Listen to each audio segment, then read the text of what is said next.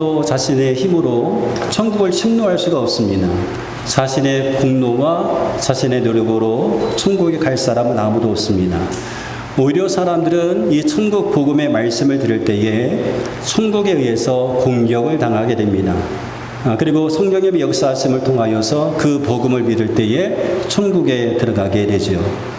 그래서 오늘 본문 12절 말씀은 우리가 참 이해하기가 힘듭니다. 천국은 침노를 당하나니 침노하는 자는 빼앗느니라. 무슨 말씀이신지 잘 이해가 되지 않습니다.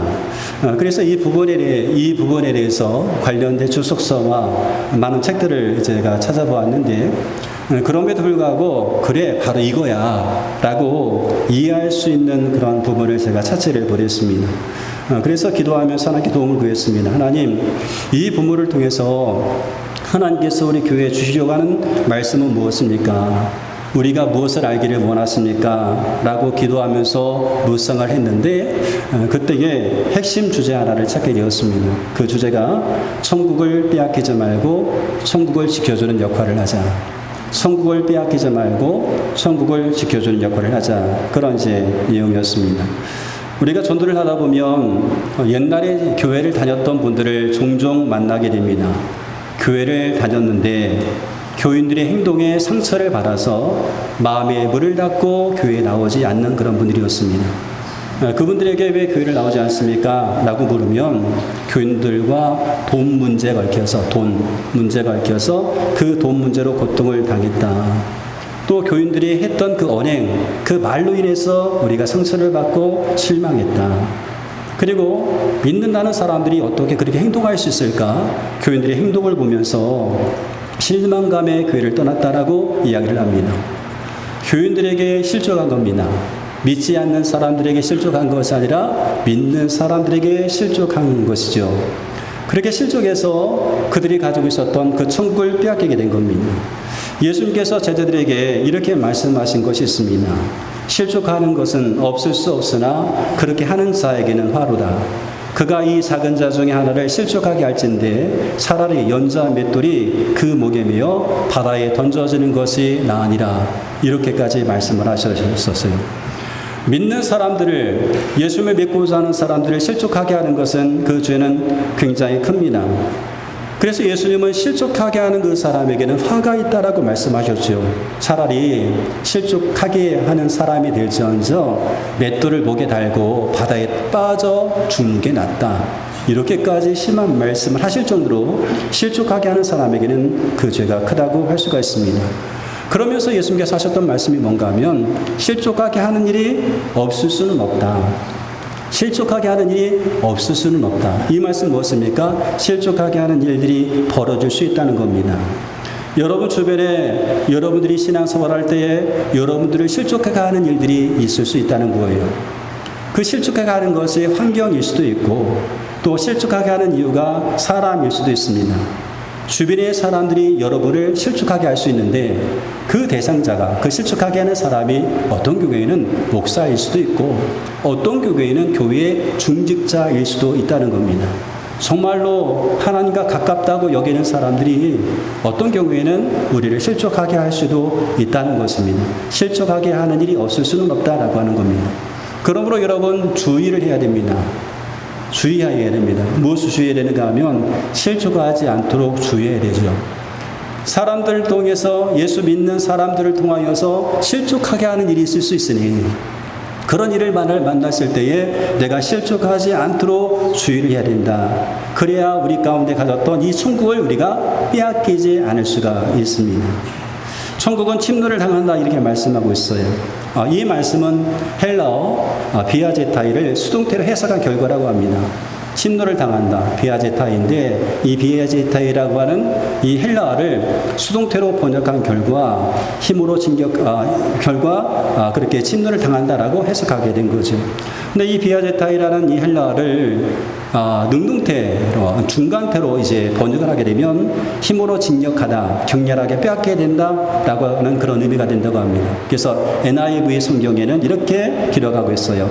하늘나라가 힘차게 뻗어나가고 있다. 또 세번역 성경에는 이렇게 기록하고 있습니다. 세례 요한 때부터 지금까지 하늘나라는 힘을 떨치고 있다. 이런 식으로 중간태로 번역할 수가 있다는 겁니다. 근데 이 비아제타이를 수동태로 번역한 성경은 개역개정 성경과 공동번역, 현대인의 성경, 그리고 우리말 성경이 이렇게 기록하고 있어요. 공동번역은 이렇게 기록하고 있습니다. 세례자 요한 때부터 지금까지 하늘나라는 폭행을 당해왔다.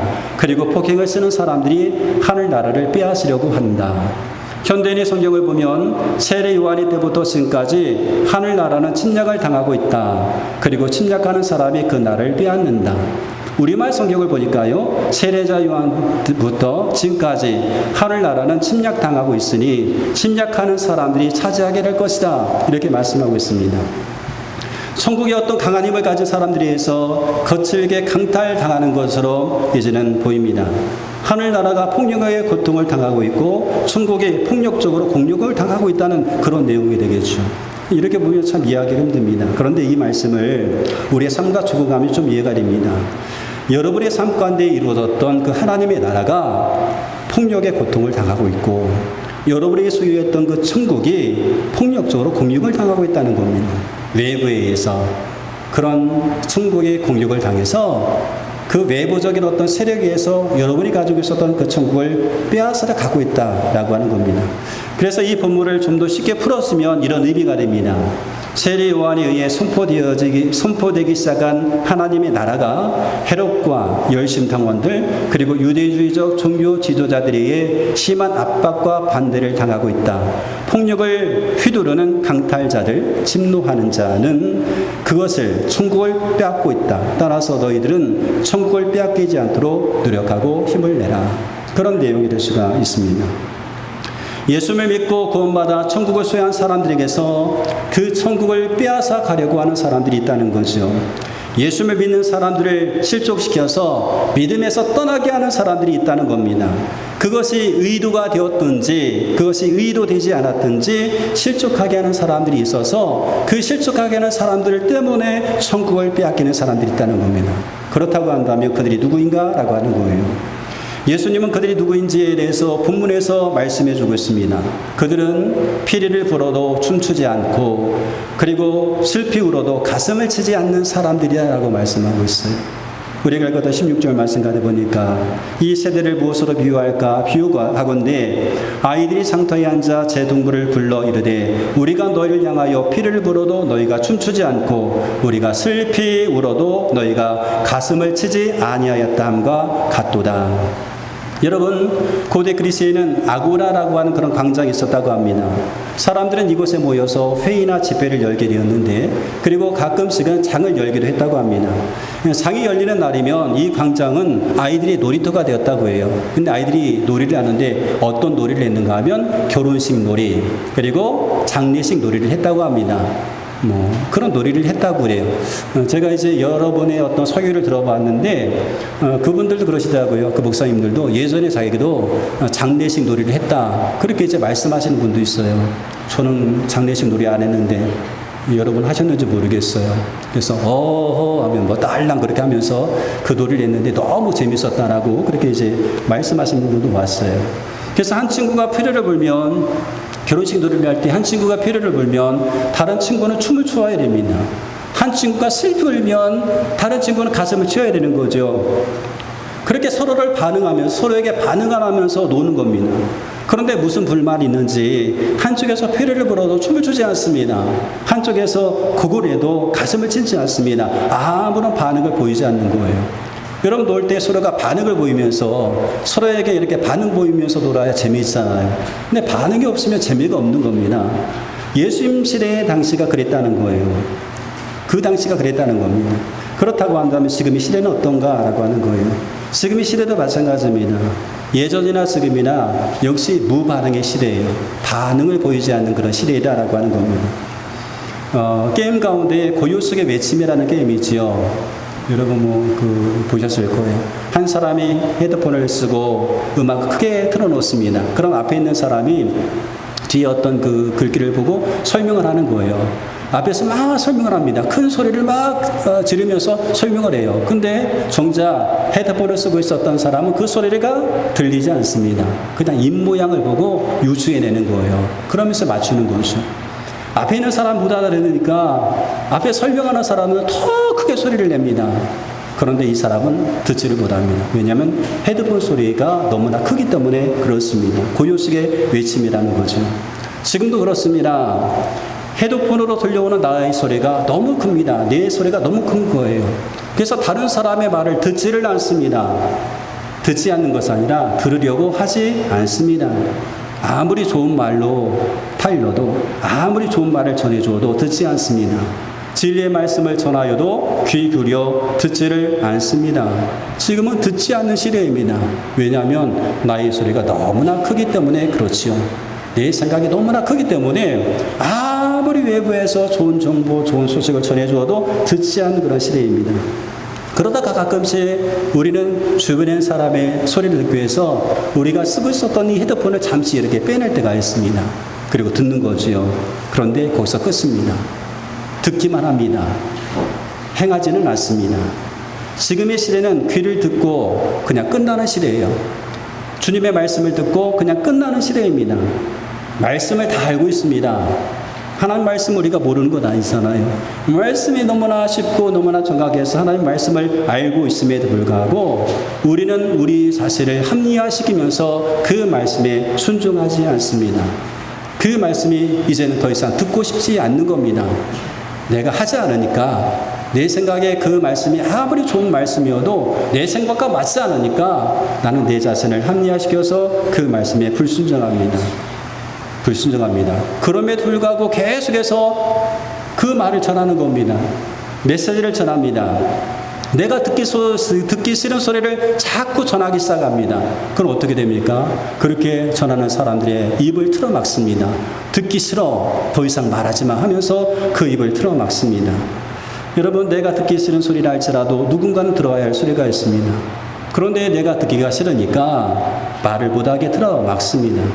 바로 지금의 시대가 그런 시대가 되게 된 거죠. 그럼 이들이 누구인가? 피를 보러도 춤추지 않고 슬피 울어도 가슴을 쓰지 않는 사람들, 전혀 반응을 보이지 않았던 이 사람들은 누구인가 하는 겁니다. 그럼 세례 요한이 와서 회개의 말씀을 전했습니다. 예수님께서 오셔서 천국 복음, 이 기쁜 소식을 전했습니다. 그런데 그들은 춤을 추지 않았고 그들은 가슴을 치지 않았습니다. 말씀 앞에서 반응을 보이지 않습니다. 오히려 악의적인 말로 요한과 예수님을 비난하기 시작합니다. 세례요한은 일상적인 음식을 먹지 않았어요. 메뚜기와 석청을 먹었습니다. 떡과 포도주를 즐기지 아니했습니다. 그렇게 금욕생활을 하니까 사람들은 이 요한을 향하여서 귀신 들렸다라고 말합니다. 비난을 하기 시작한 거죠. 예수님 오셔서 평범한 삶을 사셨습니다. 자유롭게 잔치도 참여하셨고 다른 사람들과 함께 먹고 마셨습니다. 그리고 소외된 사람들을 구원하고자 그들과 함께 하셨습니다. 그러자 사람들은요, 예수님을 향하여서 먹기를 탐닉하는 자, 술주정뱅이로 또 죄인들과 한 통속이라고 매도하였습니다. 그들의 말에는 일관성이 없었습니다. 그들은 변덕스러운 그런 사람이었지요. 자기 생각대로 비판하고 비방했습니다. 나와 맞지 않는다고 해서 악의에 찬 말로 비난을 막 퍼붓는 그런 사람들이었어요. 만약에 빵도 안 먹고 포도주가 안 마시는 것이 미쳐서라고 한다면 빵 먹고 포도주 마시는 것은 정상이라고 해야 될 것이었습니다. 그런데 그것도 역시 비난하는 거죠. 음식을 탐닉하는 자라고 비난한 겁니다. 그러니 그들의 판단은 믿을 수가 없는 그런 판단이었습니다. 그래서 예수님과 세례요한은 그들을 보시면서 뭐라고 책망하시는가 하면 독사의 자식들아 라고 책망하셔요. 마태복음 3장 7절에 보니까 요한이 많은 바리새인들과 사두개인들이 세례 베푸는 데로 오는 것을 보고 이르되 독사의 자식들아, 누가 너희를 가르쳐 임박같이 너를 폐하라 하더냐. 마태복음 12장 34절에 보니까 예수님께서도 역시 말씀합니다. 독사의 자식들아, 너희는 악하니 어떻게 선한 말을 할 수가 있겠느냐. 이는 마음에 가득한 것을 입으로 말함이라 하시면서 그들을 향하여서 독사의 자식들아라고 책망하셔요. 자기가 정해놓은 자신의 기준에 벗어나면 틀렸다고 비난하는 사람들, 교만하여서 자신보다 남을 낮게 여기지 못하는 사람들, 약간의 잘못만 있어도 트집을 잡아내어서 악의적인 말로 공격하는 사람들이기에 예수님은 그들을 향하여서 독사의 자식들이라고 하시면서 책망하셨던 겁니다. 이런 사람들에 의해서 지금도 천국에 공격당하고 있습니다. 악의적인 말로 비판하는 사람들 인해서 천국에 지금 공격당하고 있습니다. 우리가 가지고 있었던 이 천국에 공격당하고 있습니다. 그들은 우리에게 있는 이 천국을 빼앗으려고 합니다. 의도적이었든지 의도되지 않았든지 관계없이 그 말로 인해서 상처를 내고 우리 가운데 있었던 천국을 빼앗으려고 하는 거죠. 그럴 때에 주님께서 원하시는 것은 실족하지 말고 우리가 가지고 있었던 이 천국을 지키라는 겁니다. 천국을 빼앗기지 말라는 거예요. 우리 주변에 실족하게 하는 일이 없을 수 없습니다. 실족하게 하는 일들이 벌어질 수가 있습니다. 그 대상자가 여러분과 가장 가까운 사람일 수도 있고 그 대상자가 교회 중직일 수도 있고 교회 삶기 신앙생활을 하는 사람일 수도 있습니다. 그렇게 실족하게 하는 일이 있을 때 의도가 되었든지 의도되지 않았든지 실족하는 일이 발생했을 때에 그때 실족하지 말고 우리가 가지고 있었던 이 천국을 수여할 것을 말씀하고 있습니다. 그리고 더 나아가서 천국을 빼앗기기만 하는 것이 아니라 천국을 지켜주는 성도가 될 것을 주께서 원하시는 겁니다. 예수님께서 말씀하셨던 이 사람들, 천국을 빼앗으려고 했던 사람들을 우리가 반면교사로 삼아야 되는 거죠. 그들을 반면교사로 삼아서 천국을 빼앗으려는 사람들, 실족하게 하는 사람이 아니라 오히려 실족하게 하는 사람들, 넘어지는 사람들을 붙잡아주고 일으켜줄 수 있는, 그래서 천국을 지켜주는 성도가 될 것을 원하십니다. 로마서 14장에서 바울은 형제를 비판하지 말라고 우리까지 말하고 있습니다. 믿음이 연약한 자를 너희가 받되 그의 의견을 비판하지 말라. 또 15장에 보면 바울은 믿음이 강한 자가 연약한 자의 약점을 담당하라 권면하고 있습니다. 믿음이 강한 우리는 마땅히 믿음이 약한 자의 약점을 담당하고 자기를 기쁘게 하지 아니할 것이라. 믿음이 약한 자의 약점을 좀 담당하라 라고 말씀하죠. 그럼 어떻게 하면 믿음이 약한 자의 그 약점을 우리가 담당할 수 있을까? 바울은요, 그들 앞에 걸림돌이나 장애물을 두지 말라고 권면하고 있습니다. 믿음이 연약한 자 앞에 장애물을 두지 말고 걸림돌을 두지 말라. 이 말씀을 한 배경이 있어요. 로마 교회는요, 시장에서 파는 고기를 먹는 문제로 갈등을 겪고 있었습니다. 어떤 사람들은 우리가 예수님 안에서 사용을 얻었으니까 시장에서 파는 고기를 먹어도 괜찮다. 그것이 우상에 바쳐졌던 것인지 바쳐지지 않던 것인지 우리가 알 수 없으니까 먹어도 괜찮다라고 하는 그런 사람들이 있었는가 반면 어떤 사람들은요, 그것을 먹는 것에 대해서 꺼리낌이 있게 되었습니다. 그것이 바로 걸림돌이 되었다는 말이죠. 주님을 위해서라면 먹을 수도 있고 주님을 위해서라고 하면 먹지 않을 수 있는 그런 자유함이 우리 가운데 있습니다. 주님을 위해서 먹을 수 있고 먹지 않을 수가 있는데, 그런데 바울은요, 그 자유함이, 나의 자유함이 형제에게 걸림돌이 됐다고 한다면 나는 하지 않겠다라고 말하는 거예요. 내 자유함이, 내가 먹을 수 있는 이 자유함이 형제에게 꺼리낌을 준다고 한다면 나는 먹지 않겠다. 나에게 있는 자유함을 내가 포기하겠다라고 그렇게 말하는 겁니다. 내가 먹는 것이 형제에게 꺼리낌이 된다고 한다면, 그것이 형제에게 시험거리가 된다고 한다면 형제를 위해서 내가 영원토록 고기를 먹지 않겠다. 왜요? 형제를 실족하게 하지 않기 위해서입니다. 천국을 지켜주기 위해서 그렇게 하겠다라고 말하는 거죠. 그리고 이것이 바로 옳은 일입니다. 우리는 이러쿵저러쿵 하는 말로 인해서 옳다함을 받는 것이 아닙니다. 옳다 인정을 받는 것이 아니라 바로 행한 일, 그 일의 결과, 그 열매로 우리가 옳다 인정을 받는 것입니다. 19절 말씀도 난해 구절입니다. 지혜는 그 행한 일로 인하여 옳다함을 얻느니라. 행한 일로 인해서 옳다함을 받는다. 예수님은 그리스도였습니다. 메시아 구원자였습니다. 예수님께서 메시아라는 이 사실을 어떻게 우리가 증명할 수 있겠습니까? 예수님께서 메시아라고 하는 이 사실은 예수님께서 행하신 일들을 통해서 증명이 되게 되는 것입니다. 그래서 지혜는 그 행한 일로 인하여 옳다함을 얻느니라. 어떤 상황, 어떤 사건, 어떤 사람들 인해서 여러분이 가지고 있었던 그 천국을 빼앗기지 마십시오. 내게 있었던 이 천국을 지키려고 노력하시기 바랍니다. 천국을 빼앗기지 말고 오히려 우리 주변의 믿음이 약한 자의 약점을 담당함으로 천국을 지켜주는 역할을 감당하시기 바랍니다. 그래서 그 행한 일들에 의해서 하나님께 옳다고 인정을 받는 저와 여러분 되시기를 주 이름으로 축원드리겠습니다.